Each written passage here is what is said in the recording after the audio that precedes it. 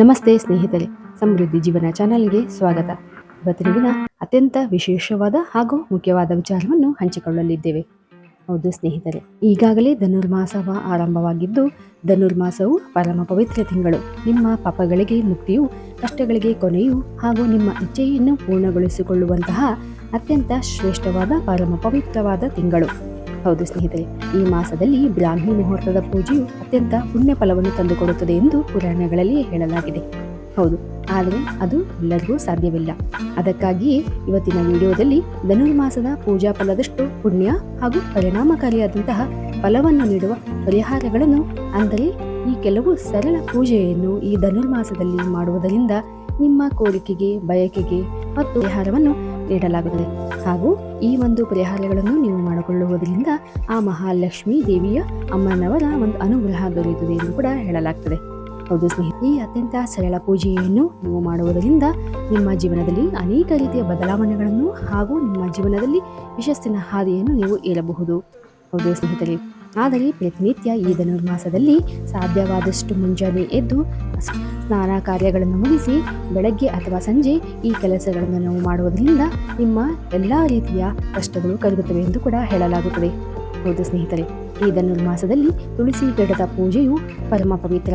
ಹೌದು, ಧನುರ್ಮಾಸದಲ್ಲಿ ತುಳಸಿ ಗಿಡದ ಪೂಜೆಯಿಂದ ನಮ್ಮ ಜನ್ಮಾಂತರದ ಪಾಪಗಳು ಕರಗುತ್ತವೆ ಎಂದು ಕೂಡ ಹೇಳಲಾಗುತ್ತದೆ. ಹಾಗೂ ಮುಕ್ತಿಯನ್ನು ಸಿಗುತ್ತದೆ ಎಂದು ಕೂಡ ಹೇಳಲಾಗುತ್ತದೆ. ಈ ಮಾಸದಲ್ಲಿ ಒಂದು ದಿನದ ತುಳಸಿ ಪೂಜೆಯು ಮಾಡುವುದು ಹಲವು ಯಾಗಗಳು ಮಾಡಿದ ಫಲವನ್ನು ನೀಡುತ್ತದೆ ಎಂದು ಕೂಡ ವಿಷ್ಣು ಪುರಾಣಗಳಲ್ಲಿ ಹೇಳಲಾಗಿದೆ. ಹೌದು ಸ್ನೇಹಿತರೆ, ಹೀಗಿರುವಾಗ ಈ ಪರಮ ಪವಿತ್ರವಾದ ತುಳಸಿ ಗಿಡದ ಪೂಜೆಯನ್ನು ಮಾಡುವಾಗ ಕೆಲವೊಂದು ಕೆಲಸಗಳನ್ನು ಮಾಡುವುದರಿಂದ ನಮ್ಮ ಕೋರಿಕೆಯು ಅತ್ಯಂತ ಶೀಘ್ರವಾಗಿ ನೆರವೇರುತ್ತದೆ. ಅಷ್ಟೇ ಅಲ್ಲದೆ ನಮ್ಮ ಕಷ್ಟಗಳು, ಯಾವುದೇ ರೀತಿಯ ಹಣಕಾಸಿನ ಆರ್ಥಿಕ ಸಮಸ್ಯೆಗಳಿಗೆ ಅತ್ಯಂತ ಪರಿಣಾಮಕಾರಿಯಾದಂತಹ ಫಲಗಳನ್ನು ಈ ಪರಿಹಾರಗಳು ನೀಡಬಲ್ಲದು. ಹಾಗೆ ನೋಡುವುದಾದರೆ ಗುರುವಾರ ಅತ್ಯಂತ ಶ್ರೇಷ್ಠವಾದ ದಿನ. ಹೌದು, ಈ ಗುರುವಾರವನ್ನು ನಾವು ವಿಷ್ಣು ದೇವನಿಗೆ ಸಮರ್ಪಿಸಲಾಗುತ್ತದೆ. ವಿಷ್ಣು ದೇವನನ್ನು, ಭಗವಂತನನ್ನು ಈ ಗುರುವಾರ ದಿನ ಪೂಜಿಸುವುದರಿಂದ ಸಕಲ ಕಷ್ಟಗಳು ಕರಗುತ್ತವೆ ಎಂದು ಕೂಡ ಹೇಳಲಾಗುತ್ತದೆ.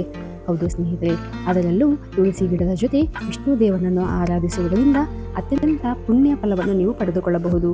ಹೌದು ಸ್ನೇಹಿತರೆ, ಈ ತುಳಸಿ ಗಿಡಕ್ಕೆ ಪ್ರತಿ ಗುರುವಾರ ಹಸಿ ಹಾಲನ್ನು ಆರ್ಘ್ಯವಾಗಿ ನೀಡಿದರೆ ಧನ ಸಮೃದ್ಧಿ ಹೆಚ್ಚಾಗುತ್ತದೆ ಎಂದು ಕೂಡ ಹೇಳಲಾಗುತ್ತದೆ. ಹೌದು ಸ್ನೇಹಿತರೆ, ಇದರಿಂದಾಗಿ ನಿಮ್ಮ ಕೋರಿಕೆಗಳು ಆದಷ್ಟು ಬೇಗ ನಿವಾರಣೆಯಾಗುತ್ತದೆ. ಅದಾದರೆ ಪ್ರತಿದಿನ ಸಂಜೆ ತುಳಸಿ ಗಿಡಕ್ಕೆ ತುಪ್ಪದ ದೀಪವನ್ನು, ಅಂದರೆ ಪೂರ್ವ ಅಥವಾ ಉತ್ತರಕ್ಕೆ ಮುಖ ಮಾಡಿ ತುಪ್ಪದ ದೀಪವನ್ನು ಬೆಳಗುವುದರಿಂದ ಹಚ್ಚಿ ಕೈ ಮುಗಿದು ನಿಮ್ಮ ಕೋರಿಕೆಗಳನ್ನು ಆ ತುಳಸಿ ಗಿಡಕ್ಕೆ ಬೇಡಿಕೊಂಡು ಹೋಗುವುದರಿಂದ ನಿಮ್ಮ ಇಷ್ಟಾರ್ಥಗಳು ಆದಷ್ಟು ಬೇಗ ನೆರವೇರುತ್ತದೆ ಎಂದು ಕೂಡ ಹೇಳಲಾಗುತ್ತದೆ.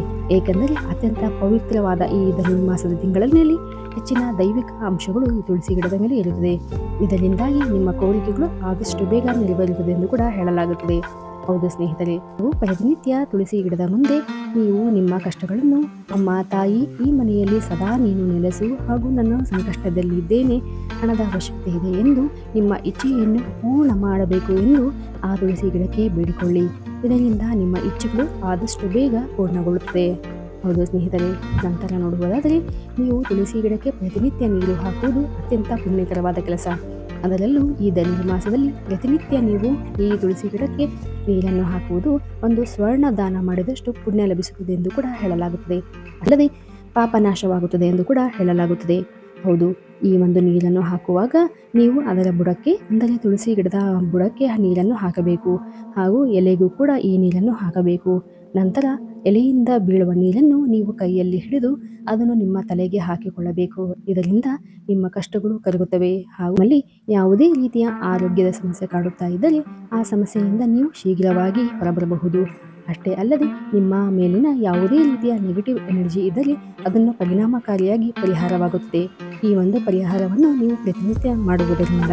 ನಂತರ ನೋಡುವುದಾದರೆ ನೀವು ಯಾವುದೇ ರೀತಿಯ ತುಳಸಿ ಗಿಡದ ಪೂಜೆಯನ್ನು ಮಾಡುವಾಗ ಪ್ರತಿನಿತ್ಯವಾಗಿ ಈ ಧನುರ್ಮಾಸದಲ್ಲಿ ಈ ಒಂದು ಮಂತ್ರವನ್ನು ಕಡ್ಡಾಯವಾಗಿ ಪಠಿಸಲೇಬೇಕಾಗುತ್ತದೆ. ಹೌದು, ಏಕೆಂದರೆ ತುಳಸಿ ಅಮ್ಮನವರನ್ನು ಪೂಜೆ ಮಾಡುವಾಗ ನಾವು ವಿಷ್ಣು ದೇವನನ್ನು ಕೂಡ ಪ್ರಾರ್ಥಿಸಲೇಬೇಕಾಗುತ್ತದೆ. ಆಗ ಮಾತ್ರವೇ ನಮ್ಮ ಕೋರಿಕೆಗಳು ಅತ್ಯಂತ ಶೀಘ್ರವಾಗಿ ನೆರವೇರಬಲ್ಲದು. ಹೌದು, ಅಂದರೆ ಈ ಪರಿಣಾಮಕಾರಿಯಾದ ಒಂದು ಮಂತ್ರವನ್ನು ನೀವು ಹೇಳುತ್ತಾ ನೀರು ಹಾಕಿದರೆ ಮಾತ್ರ ಆ ತುಳಸಿ ಮಾತೆಯು ನಿಮ್ಮ ಎಲ್ಲ ಕೋರಿಕೆಗಳನ್ನು, ಬೇಡಿಕೆಗಳನ್ನು ಆಲಿಸುವುದು ಎಂದು ಕೂಡ ಹೇಳಲಾಗುತ್ತದೆ.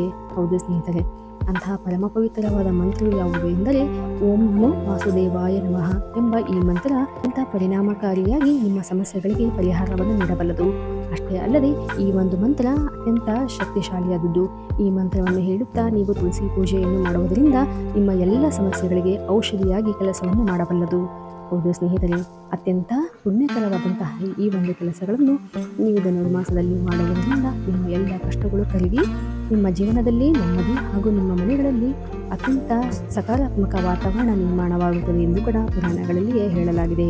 ಹೌದು, ಈ ರೀತಿಯಾದಂತಹ ಸರಳವಾದ ಮಾಹಿತಿಗಾಗಿ ನಮ್ಮ ಚಾನಲನ್ನು ಸಬ್ಸ್ಕ್ರೈಬ್ ಮಾಡಿ ಹಾಗೂ ಲೈಕ್ ಮಾಡಿ. ಧನ್ಯವಾದಗಳು.